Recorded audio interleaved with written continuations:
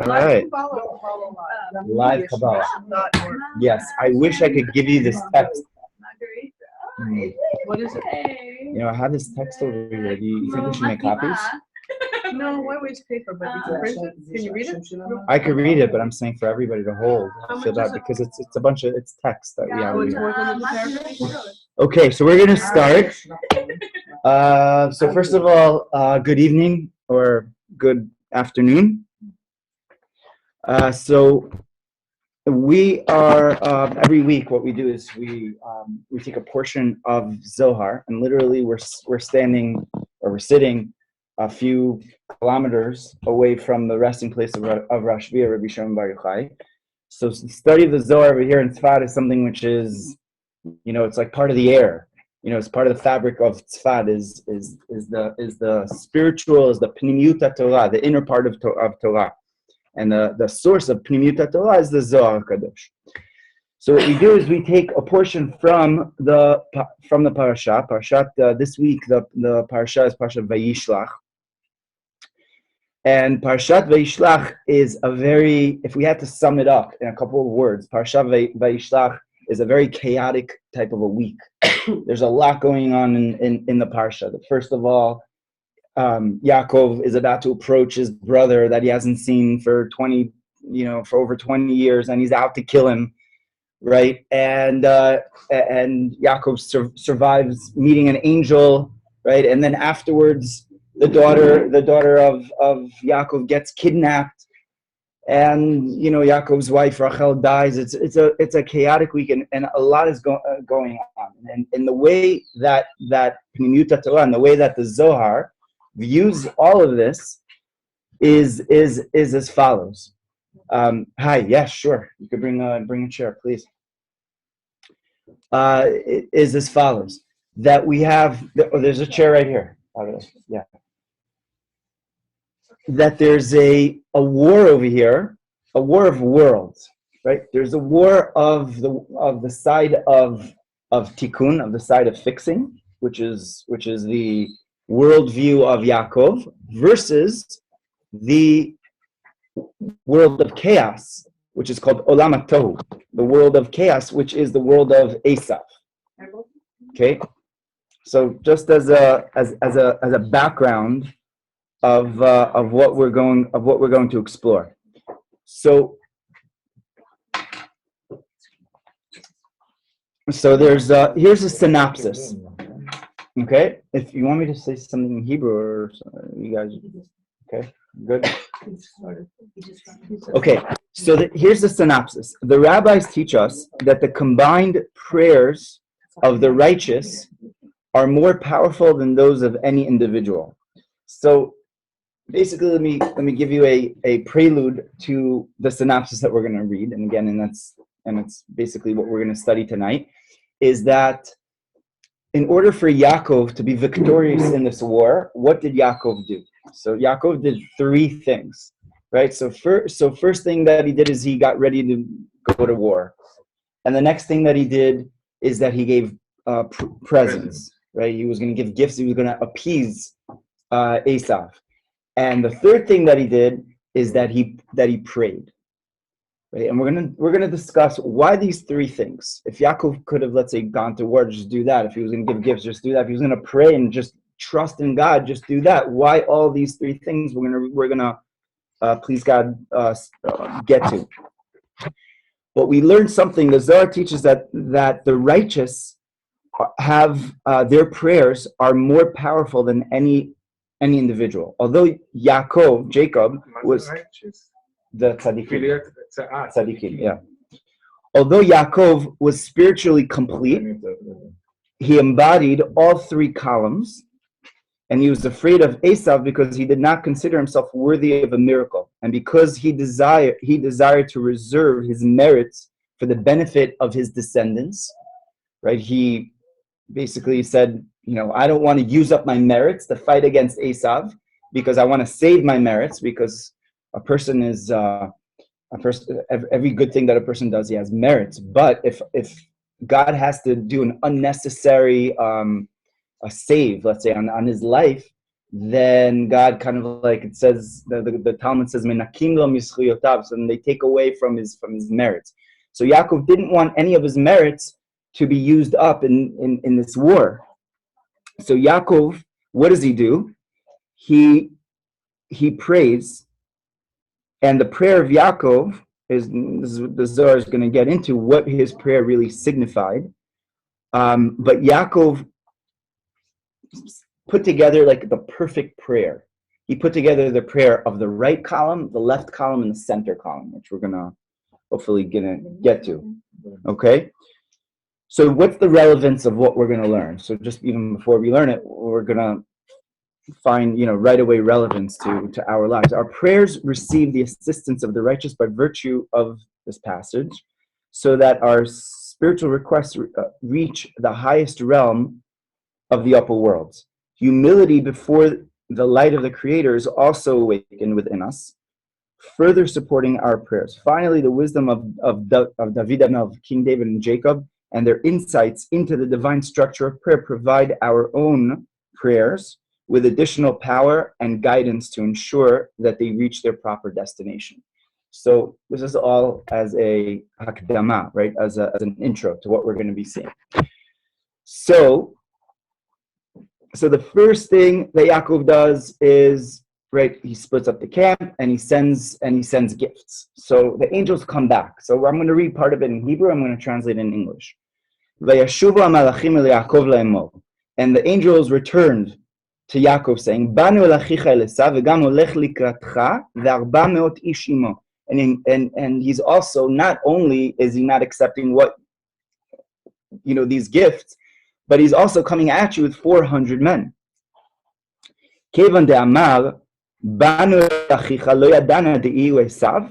So since the verse says that we came to your brother, why does it say el achicha el Esav? We know that he's Yaakov's brother. Why does it say we came to Esav, your brother? V'chi achin achrin havu leYaakov. Did Yaakov have any other brothers? Ela Banu el achicha, we came to your brother. And if you think, well, we came to your brother and maybe he did tshuva, maybe he changed, and he went on a straight path, this isn't the case. Esav just remained the way he was. Not only that, and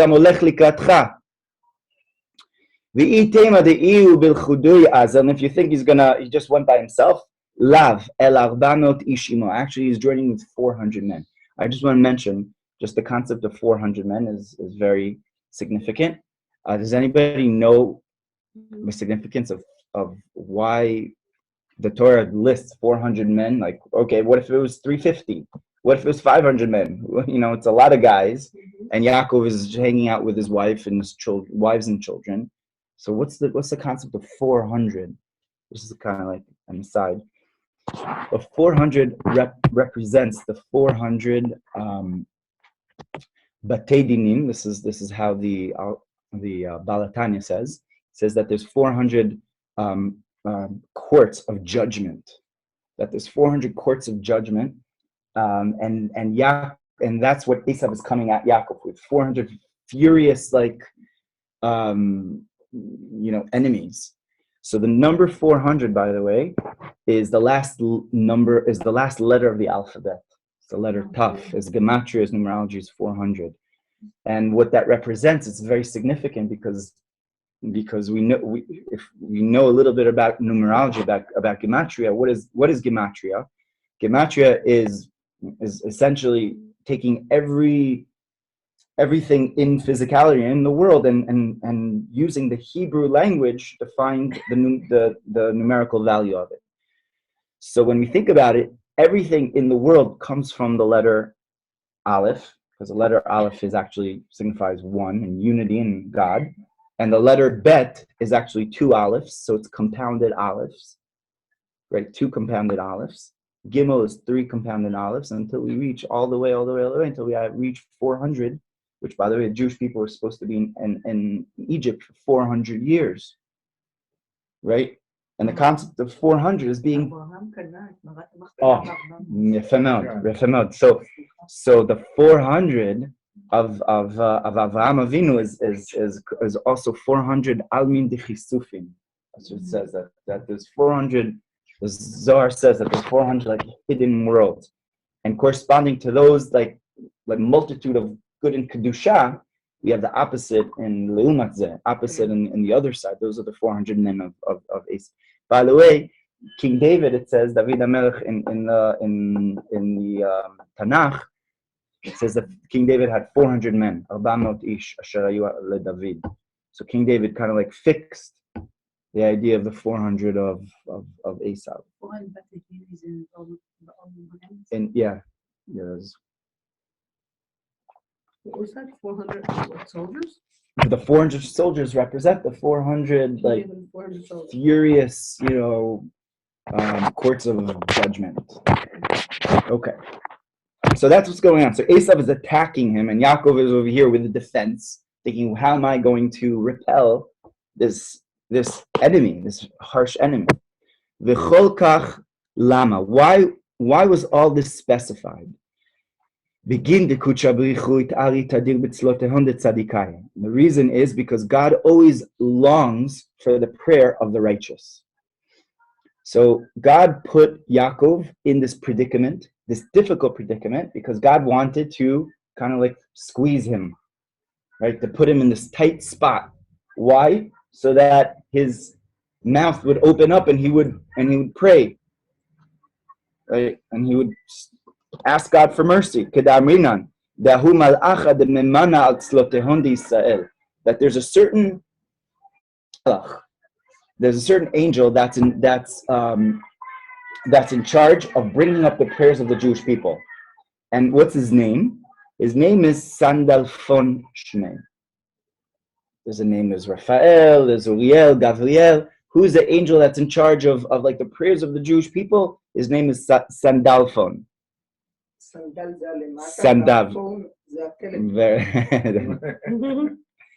So Sandal, you're right. Sandal has Sandalphon because he actually raises up the prayer, our prayers, because really our prayers are full of, even when we pray on the highest level, we're constantly like we're in our own selves and we're machshavot zarot. We have foreign thoughts, right? Unless you're a perfect tzaddik, right? So he's the son. He raises up the prayers of the Jewish people. So natil kol inun tzlotin va'avid minayu atara lechayolim. So what does Sandalphon do? He takes all the prayers and he makes a crown for God. Va'avid minayu atara v'chol shekin tzlotin detzadim. Certainly the prayers of the tzaddikim of the righteous one. The kucha brichu it'ali behon that God is desires them. Vit'avadan atara, and the prayers of the righteous make a crown for Hashem, for God. Lit'ara be'inun tzlotin l'kucha brichu. V'i teman, if you would say misharyan kadishin havu atyan imei, and you may wonder why Yaakov was fearful, since camps of holy angels accompanied him. And this is what the Midrash says, and actually Rashi, the main commentator on the Chumash, says that Vayishlach Yaakov malachim, that he sent angels. You could interpret it as messengers. Rashi, who's the classic shot commentary, the most basic commentary on the Chumash, says that they were angels, malachim mamash. So Yaakov is doing pretty well. He's got angels all around him protecting him. Like, why is he really worried if he's got angels on his back, by his back? So amai dachil, why is he scared? The tzaddikim do not rely on their own merits. Because the only thing that they rely upon is their prayers in front of Hashem, in front of God. Right? I guess that's what makes them righteous. If they would think that it's me, right, automatically you're not really a tzaddik, right? So that means you would rely on the angels. So that still doesn't answer the question. Well, the Zohar entertains the question for us. I mean, asks the question and answers it. Says because, well, why didn't he just rely on the angels? He's got a lot of angels to back him up. Well, he didn't want to do it because he's such a righteous individual. It's kind of like for us, not, the tachazi, and come and see. So, by the way, what's the difference between the Zohar and the Talmud and the Gemara? Right. So the Talmud says. And also the Talmud Yerushalmi is also tachzi. Right. Always. Most of the Talmud Yerushalmi is tachzi. What is that word? So tashma is come and hear, come and listen. Which, when we study the Talmud, we are intellectually understanding, and when we study the inner Torah, which is the Zohar, we say tachazi, come and see, because it's actually it's something which is seen. It's supposed to be visualized and understood on almost like on a deeper level. And Talmud Yerushalmi as well, because Talmud Yerushalmi is called Yerushalmi. It's part of Israel. It was written in Israel. So Israel is a higher spiritual land than Babylon, than Talmud Bavli, where we say Tashma in there. I heard some explanations to hear something is like you have some pipe, and through this pipe you hear it. It's only a small pipe, but when you are looking, you will see all the picture. That is the difference. And when we learn the Zohar, or Talmud Yerushalmi, we can see the whole picture, not only one. זה חוכמה. לא. אם הוא מסוגל לראות את זה. זה בינה. מה? אם הבן אדם מסוגל לראות. בוודאי. בגלל זה אומרים תחזי. תבוא ותראה, אם אתה מסוגל. Yeah. It's like going on a mountain, seeing the panorama of the whole mountain.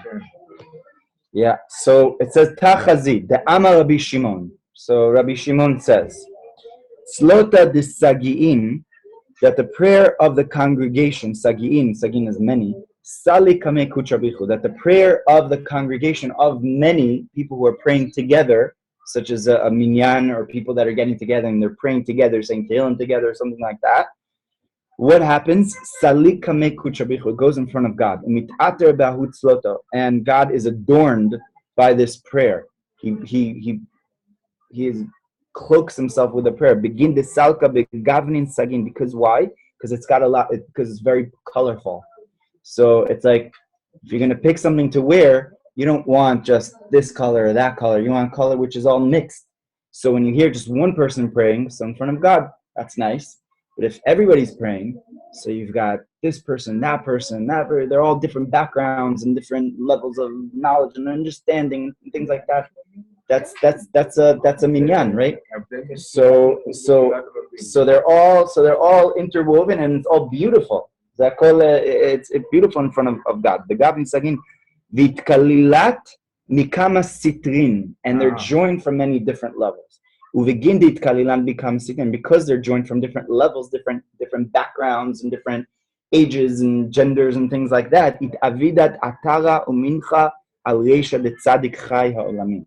So what it does is it causes God to be, we put a crown upon him, right? God is crowned by this action of many people praying together. Utzlota de yachid, but the prayer of the individual, lav iu kalila, v'lav iu ela begavan chad. He's only one person. V'aldat tzlota de yachid, lav iu mitatkana litkabla k'tzlota de sagin. V'tachazi. So what happened over here? Yaakov Kalil Hava. Yaakov actually brought himself all together. V'aldat slote ta'iv lakut shabichu makti v'yire Yaakov v'yetzelo. So what did Yaakov do? Yaakov actually included himself within everybody. Within with it wasn't just, Everybody was included in jail. Well, we could either say that, and that's true, right? Or how did Yaakov pray? He said, Elokei Avi Avraham Yitzchak. So he included himself within his forefathers, with the side of Avraham and the side of Yitzchak. So we know that there's we have the side of Chesed and we have the side of Gvura. Chesed is kindness, right? Benevolence, where a person gives, and gvura is the side of discipline, where a person holds back, right? And the balance of the two is the balance of tiferet, which another name for that is harmony and beauty as well, because it's able to bring together the two opposites, merge the two opposites. So Yaakov, as being that merger, he actually represents beauty, because that's what he is. He is the embodiment of beauty, because he has his grandfather Abraham. He has that characteristic of chesed within him, and he has the characteristic of gevura. And he mentions that in his prayer. And the Zohar says he did that on purpose. He didn't just pray, right? But he made sure to bring himself, to bring the right and the left columns together in order to have a greater impact with his prayer. By the way, what does a minion represent? A minion represents all the 10 sefirot, right? So it's the perfection of the 10 sefirot, starting from Chochmah, Bina, Dat, right? Chesed, Gvura, Tiferet, Netzach, Hod, Yesod, Malchut. So when you have the minion, and the Gemara says anybody that goes to a minion, being from the first 10, he actually, even if other people are joining the minion, it doesn't matter, because they're the ones that bring down the Shekhinah, because they're the ones that are able to bring this perfect harmony, this balance. That's why he gets all the Schar, the reward of all, even 100 coming after. Rabbi Yehuda Patach. So Rabbi Yehuda opens up. So this is another famous word of the Zohar. The Zohar says Patach. Why open up? Because imagine like this closed channel, and when the Zohar speaks about something, and for example Rabbi Yehuda says something, he opens up this channel of consciousness, this channel of kedusha down into the world, and the world is now affected by Rabbi Yehuda opening up. It's almost like getting a gaze into like the curtain of like what's beyond this curtain is like the sublime, the secrets. And that's what Rabbi Yehuda is doing. Rabbi Yehuda patach ve'amar, he opens up and he says, Ashrei Adam mefached tamid. That's a verse in Mishle, it's a verse in Proverbs, that happy is the person who's always fearful.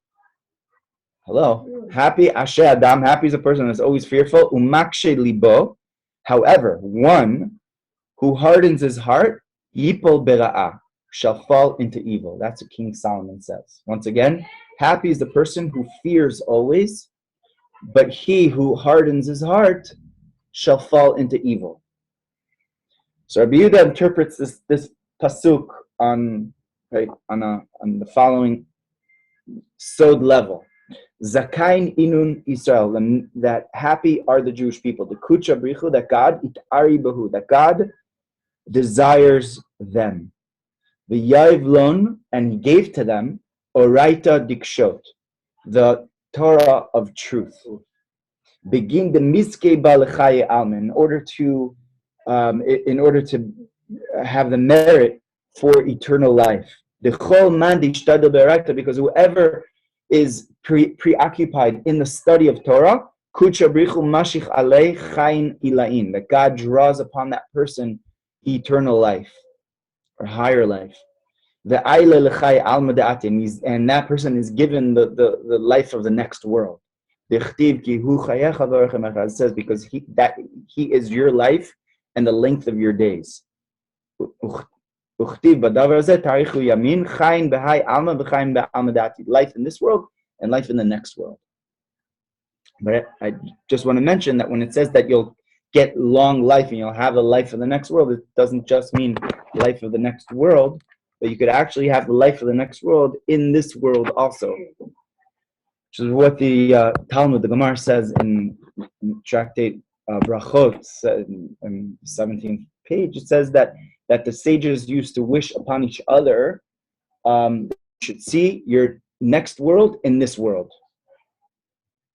They used to bless each other. You should see the life of the next world in your lifetime currently. that is actually the whole purpose of creation, is that we should have bliss and be completely connected to God, and to be given just complete goodness, and we should live a life of just like in other religions is the concept of I don't know, like nirvana, for example, of reaching this level, even in this world, and people think in Judaism that's not true. It is. Right, and the Zohar says that how are we able to do that? By being connected to our spiritual source, Studying all the time the Torah. by the study, by the connection to Torah. That is the source of life, right? Of spiritual life, and therefore you could have it, and you could have that life in this world, right? Just physically in this world. Also, there are there's parts of Christianity that say our life on this planet is for suffering and hardship. You'll Right. have your reward later on. Right. We're saying, don't wait till the later. Enjoy your life now. This is a place to enjoy. But it's not just enjoy life now. It's like I thought we're like if the next world is like basking in the Shekhinah and being able to enjoy God's presence, that requires work in this world to get to a level of being able to enjoy God's presence. And, we can have glimpses of that here, but this, I thought this world was meant primarily to work. You're right. For the majority of people, right? It is that, and work means avodah. And what is avodah? Avodah means to actually work the animal soul, work the body, and in order to get a sense of purity. But it says about the Kohanim, it says avodat matana eten et kuhunatchem. That the Kohanim, it says that the verse says in Vayikra, that for the Kohanim I gave them avodat matana. That their avodah is avodat matana eten et kuhunatchem. That their avodah is actually basking in connection to God, in godliness, and that's their avodah. In other words, their avodah is to draw down godliness in this world. Right. Women get that too. Absolutely. Yeah. Okay. Absolutely. I was just studying with my daughter. She had a test on the Navi, and there were some major prophetesses going on that were on extremely high level. Was Deborah the prophet? She wasn't from him, was she? No, she was from tribe of Naphtali. So that verse of avodat matana is actually quoted in Tanya, and it says that it depends on the level that a person is on, but the ultimate level is to be on the level of drawing down godliness in this world. And if you think about it, it says that Adam HaRishon was given the job to guard Gan Eden. What did he do in Gan Eden? He had to do an avodah. What was his avodah in paradise? His avodah lo'ovda u'leshama. So he was what was he guarding? He's in paradise. What is he guarding? That's his avodah. Is actually to receive all that goodness. That's the avodah, and that was the avodah before the sin. Right? Because of the sin of Adam, which essentially is the sin of the ego. If we really get down, really understand what it is, it's really the sin of the ego, because the ego is the senses and the self, and the self now took precedence over godliness. So the whole avodah of people is to use the ego properly. How to use the ego and how to use the self, right? And how to receive, right, properly from God, because some people have a very hard time receiving in general. I mean, no, I can't receive. Everybody's a receiver. We're all receivers. Every breath that we take is a receiver. The question is, how do we interpret it? Do we interpret it as coming directly from the source, or is it just going into me and it's myself? And that's basically the job of life, is to come to this place of balance, of usage of the ego properly in order to receive properly. And but God ultimately wants us to receive from the highest level, right? So yeah, so that's Rabbi Elazar says, Kol man dishtadil b'raita lishma. So the study of the Torah is not just studying the Torah for the self, because the Talmud says that a person can study the Torah and it could be a drug of life or it could be a drug of death. It could be samachaim or samamavis, right? It depends on how the person's studying the Torah, right? Person is learning it, but he's learning to how to con people and how to be called something, to gain respect, etc., etc. So then he's using the Torah, and that could be a drug of death. Or if he's learning the Torah lishma, what's lishma? Lishma is for God's sake, and he's receiving this knowledge and receiving this unbelievable spiritual light and information, and he's connecting with it properly because it's lishma, it's coming from the source. So then what happens?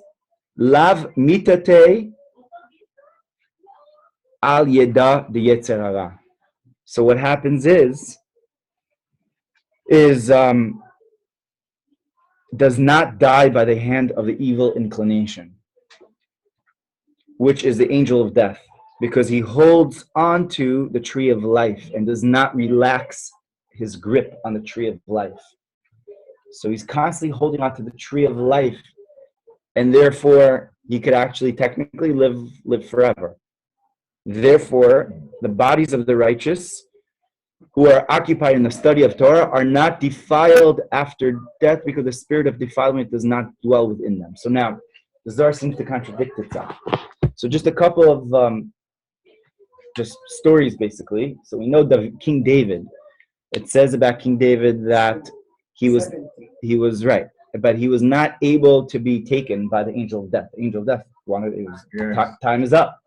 But the problem is that King David was constantly studying Torah. He was constantly submerged in the study of Torah. So the angel of death was like, doesn't know what to do. So he causes a rustling of the trees or something, and King David looked outside, and that's how he was taken. Right, he died by the third meal of Shabbat, actually, Shabbat, and he died. Same thing. The story is by Rabbah, right? Rabbah, who's the Amora, one of the most important Amoraim in the Talmud. It's quoted actually in Tanya, the first chapter, that Rabbah was not able to be taken by the angel of death because lo pasik puma megirsa, because he was constantly studying Torah. The angel of death could not take him. So he made also like a rustle, and the Romans came or something like that, and he stopped learning for a second. That's how he died. Just by the way, over here in Tzfat, there was the Ramak, Rabbi Moshe Cordovero, of blessed memory, and he was the rabbi of the Ari for a very, we can't even technically call him a rabbi really for such a long time. No, you're right. We say that, but what happened is when the Ari basically came to Tzfat around like a couple of months after or before the Ramak died. So he learned from him very little, but he learned from his teachings. By the way, it's an interesting story. When the Ramak died, he said to his students said, "So who's going to take after you, Rebbe? Who's going to follow your footsteps?" So the Ramak said, "Whoever is going to be at my funeral, whoever is able to see this great light above my coffin, then that's him." Right. So by the funeral of the Ramak, the Ari walks there and he's like, "Does everybody see this this great light over here?" And he's like, "Okay, you're it." And that's how the Ari was chosen. But the Ari was then given the honor of eulogizing the Ramak, and his eulogy is documented. So the hesped of the Ari for the Ramak is, and he says, I'm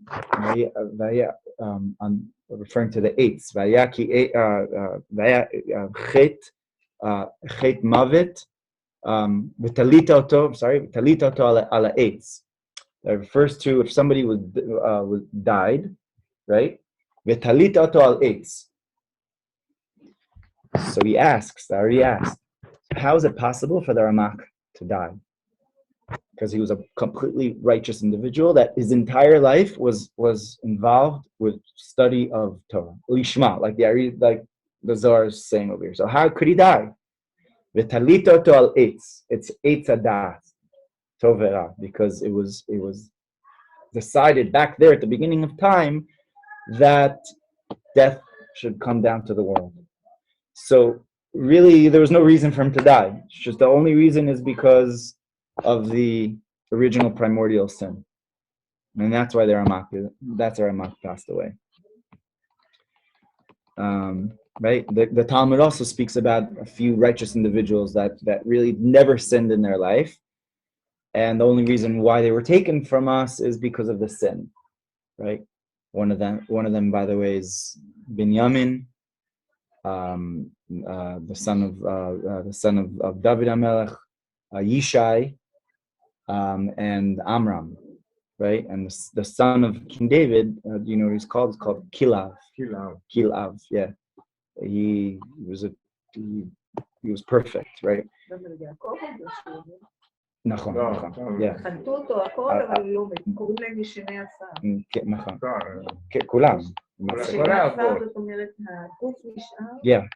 That's what the Zohar says now. That the body has not, although they died, these righteous individuals, although they died, their bodies are unchanged.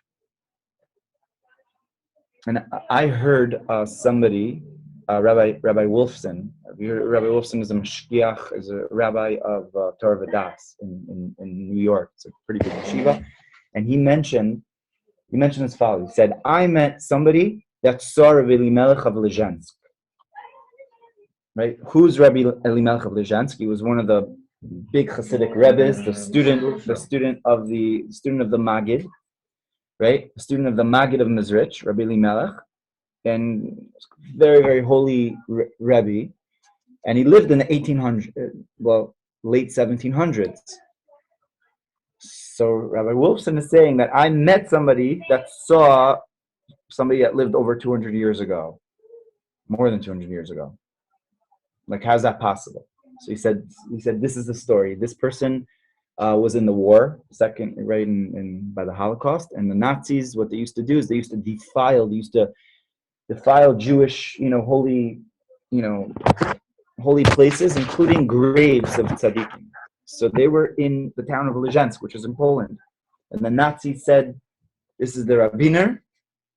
I want all you guys," and they were all like Chassid, and they came from Hasidic backgrounds. I want you guys to take hose and everything, and I want you to go into the ground and dig up this Rabbi Elimelech. And they were all crying and everything like that.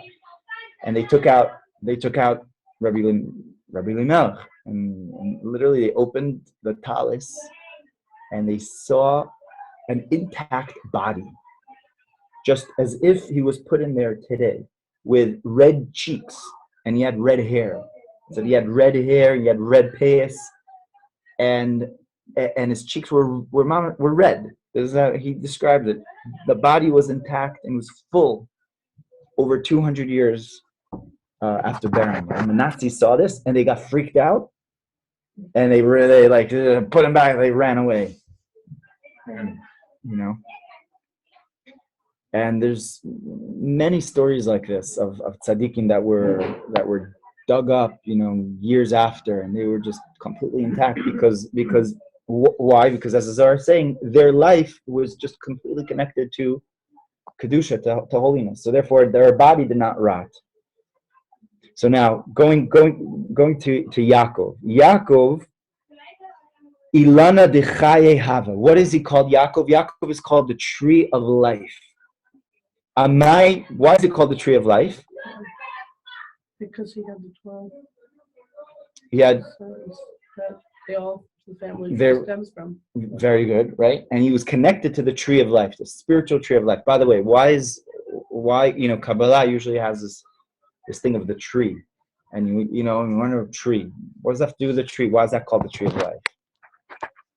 Go to the first Santa Monica, that's what you're going to tree of life, and then you can do everything. Right, but I'm at so why is that the sign? Let's say for Kabbalah, it's like the tree of life. Why? Anybody know? The reason is because a tree has the majority of the tree is inside of the ground, to the roots. Right? So the tree, what we see is just the externality, just the chitzoniyut of what's going on the inside. Mostly the same. What's that? The same. The Mo- roots. Yeah. The same, like Right. outside. Right. image. And that's the life force. The That's same. the true life force is really in the ground. So that means that that's why it's usually like the sign of Kabbalistic teachings. Why? Because a person should know things from the world. They're called anafim. They're called like branches. And if you know, but if you're aware of what the anafim represent, that there's the roots of things, then you will understand, right? So that's basically what the Zohar teaches, in Pnimiyut Torah is actually not being an external person, going deeper into the teachings of Pnimiyut Torah. You understand more about the anafim, that everything is really interconnected and really all goes back to the root. So Yaakov is called the tree of life. He's the embodiment of the tree of life. So the question is, Amai Dachil, why is he scared? Deha lo yachol shalta aloi. Why is he afraid of Esav? Even though the other side cannot rule over him. The other side, Esav can't, since the Holy One, blessed be He,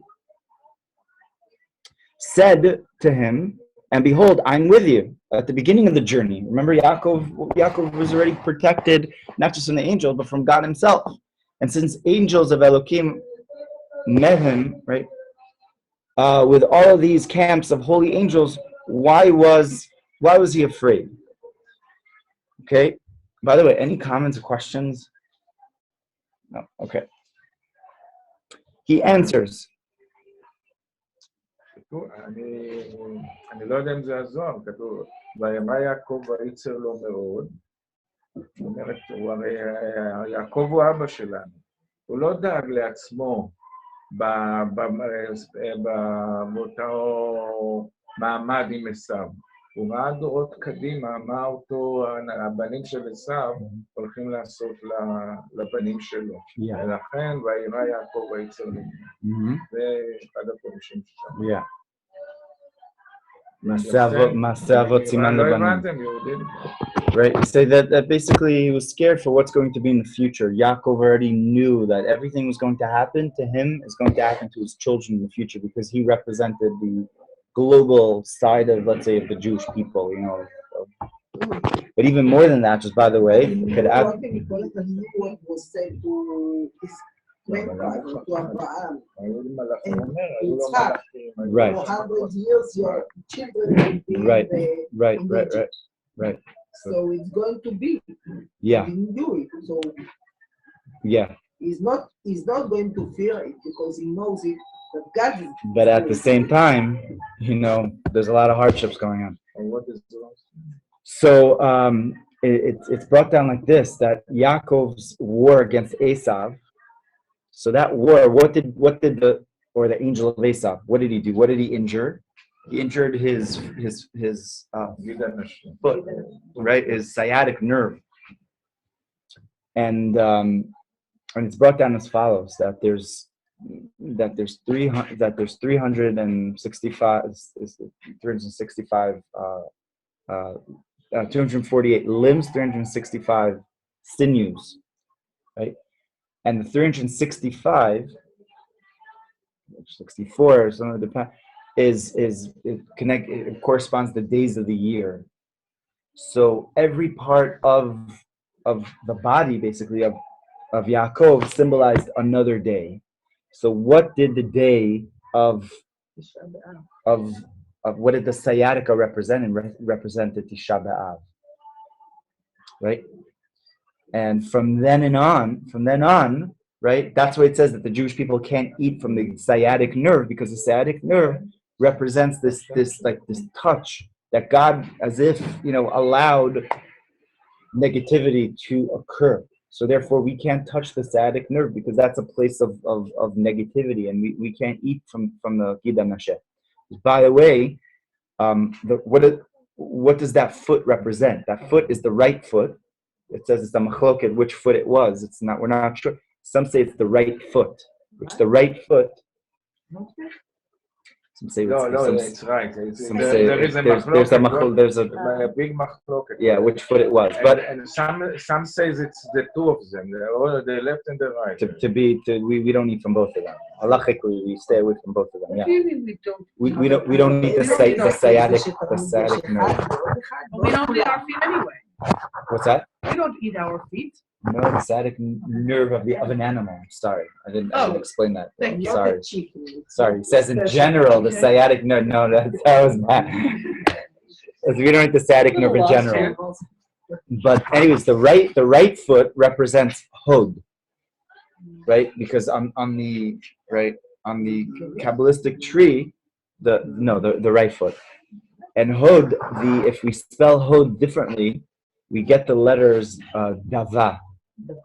Dava means to cry and to mourn, to lament. Like Yirmiyahu says, right? Dava. Libi davai kol hayom. I'm constantly lamenting. So the word Hod, right, is Dava. And that's the place of darkness, of negativity. But it means the opposite. What does it mean? Oh, Hod is right. But he touched us there. Okay, but if you are in a different place, you can be in Hod. But if you are in a different place, you can be Dava. Yeah, that's right. So it's exactly the opposite. It depends where you are. I want to mention that this has to do with basically with Hanukkah is also hinted in the story. Okay, right? How is it hinted in the story? Well, it has to be. Why? Very good, because it says that Yaakov left little jugs, and the word for little jugs is like it's used. The Talmud says he left little jugs, and where are those little jugs? And that war against Esav was the war of Hod. And the war of the Kohanim, Kohanim come from the place of Hod. That's what the Kohanim represent, and it represents the fixing of Hod, which is spoke about on Shabbat. Hod is basically acknowledgement, and it's acknowledging God as being the ultimate source of everything. Sorry? Like Hoda'ah. Very good. Or Modani lefanecha. Right? So it's the correct level of Hod. The fixing of Hod. The Esav, what does Esav say? Yeshli kol. Yeshli rav. I have everything. It says no, I have everything for myself. I lot. And Yaakov says I have everything. That's right.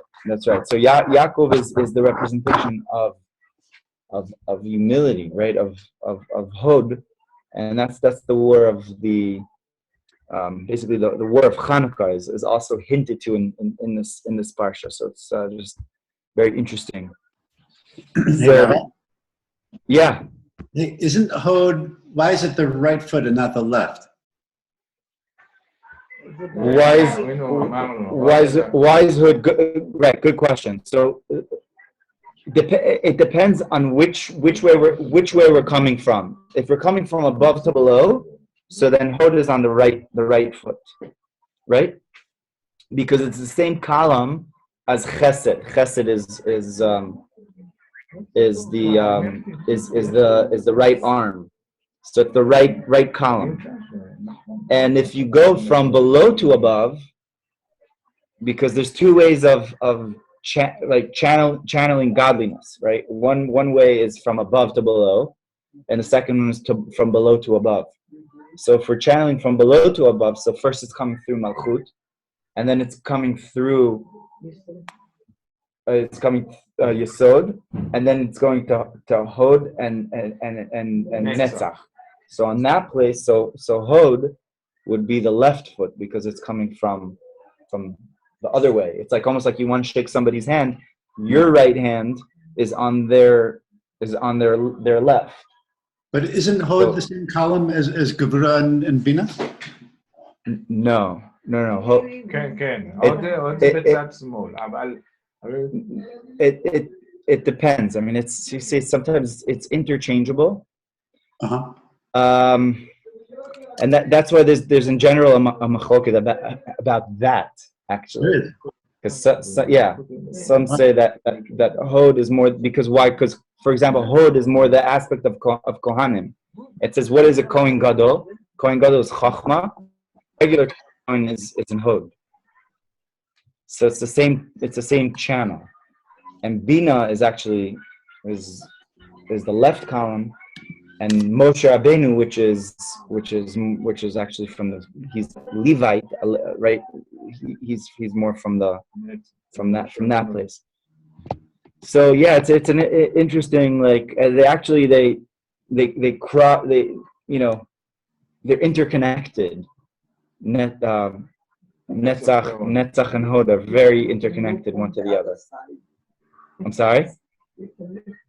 Yeah, I don't know why. It depends. It really depends on the chart that you see. But you're right. Generally speaking, on many charts I've seen that it is Netzach. Careful.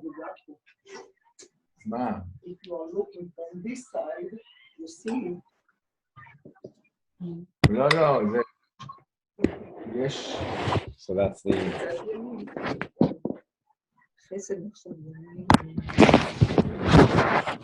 Yeah. So, anyways, it's a interesting point. But I kind of like wanna, we did page 5 of 11. Did you have 11 pages today? No, we did 5. But the point is not. This is just one portion of the Zohar that talks about the prayer of Yaakov. Anybody that's interested, I could email them this text. I'd be more than happy. You could, look further into it. But I'd like to just bring this down and kind of like bring it down to our life. It's brought down that Yaakov had to do these 3 things. Right? He had to do these 3 things in order to battle the power of Esav, because the power of Esav is the power of, like we said earlier, is the power of chaos. And what is chaos? Chaos is the world of Tohu, right? That place of Tohu Vavohu. And Tohu, what is chaos? Chaos is essentially, this is my midah, and I don't get along with anybody else. Sounds like the Knesset.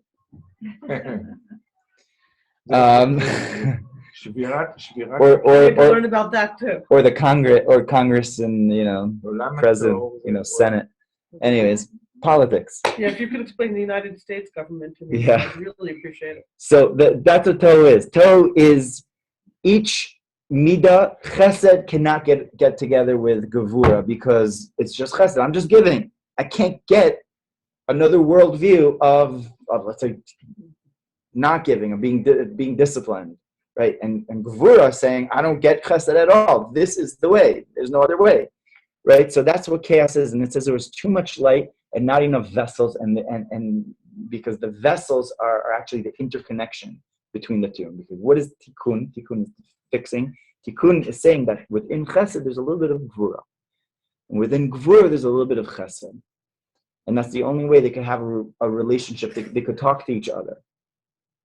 Like in Lag BaOmer, Chesed וגבורה, גבורה שבחסד, תפארת שבהוד, all the 49. Exactly. ספירת העומר. Right. Which, by the way, we reached the Hod Shebehod. That's Lag BaOmer. That's the highest level. It's actually Hod Shebehod. You have to come back to Lag BaOmer for that. Yeah. But anyway, so Esav represents chaos.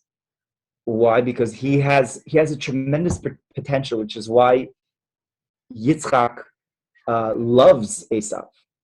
Right? He saw potential in him. Right? And the question is asked. Everybody said, well, how could you love this kid? This Russia, this wicked individual, because Yitzchak saw his potential. He had wild, right, like just tremendous amount of power, of light within him, but it was not contained. Which, by the way, it says Esav's head is buried in the Mar Samachbel, is buried by the forefathers, buried by the feet of Yitzchak. It shows his potential. So now Yaakov is the world of fixing. Yaakov is the world of tikkun.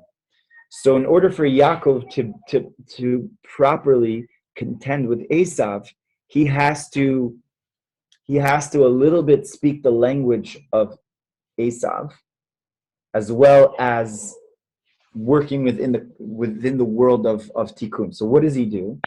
He offers first of all he offers many gifts, but what he does is he gives two basic types of gifts, and these two, and he splits it into two. And the two represents what chaos is. That's what chaos is. Chaos is basically two. It's right column, left column. By the way, a non-kosher, non-kosher things, right. So there's the split hoof. We'll leave that for now, because the split of the hoof is actually the connection between the two. But generally speaking, non-kosher is like the splitting of the two. But Esav represents those two, right? The world of chaos. And so Yaakov, how does he deal with this? So he gives them two sets of gifts of also non-kosher animals. He presents him with camels. Right, he gives them all. Why does he give him non-kosher animals? Because he wants to channel the light of Esav down into this world. So Yaakov does these three things in order to be able to draw the potential of Esav within him. And Kabbalistically, we know that the two of them getting together, the getting together of Esav and Yaakov is basically is Mashiach. It's something which is right messianic. It's above the world. Why? Because the Esav is the world is Edom. Edom is Seir, and it's the place. It's the place of this world.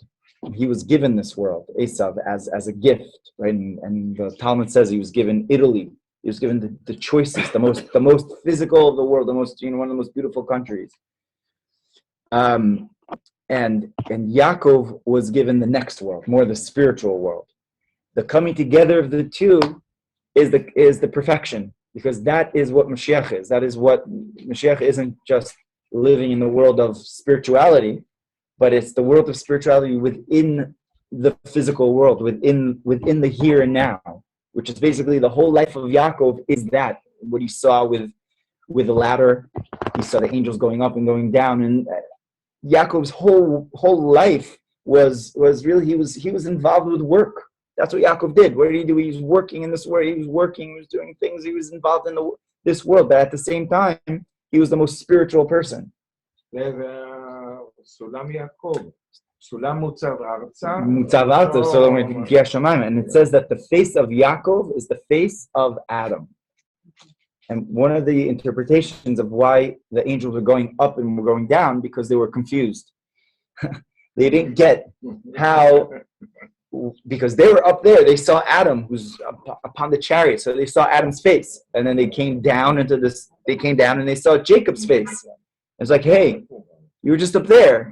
They're like, maybe it wasn't him. So they took another look at him. Wait, let me go down again. That's what the Midrash says. They went up and down because they saw Adam and they saw Yaakov, because the fixing of Adam is Yaakov. The Yaakov is the channeling of basically of heaven, right? Of spirituality, of kedusha, of holiness. down in the world of what? World of tikkun, world of fixing. So it's taking the potential of unbelievable, right, light, the light of chaos, the light of Esav, what he represents, and it's channeling and using it, right, properly in this world. That's a dwelling place in this world. How, I'm sorry? Milchama, how war.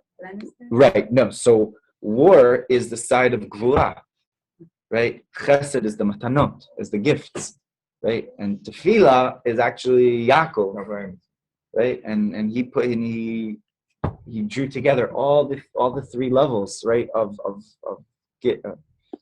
his forefathers in order to channel down.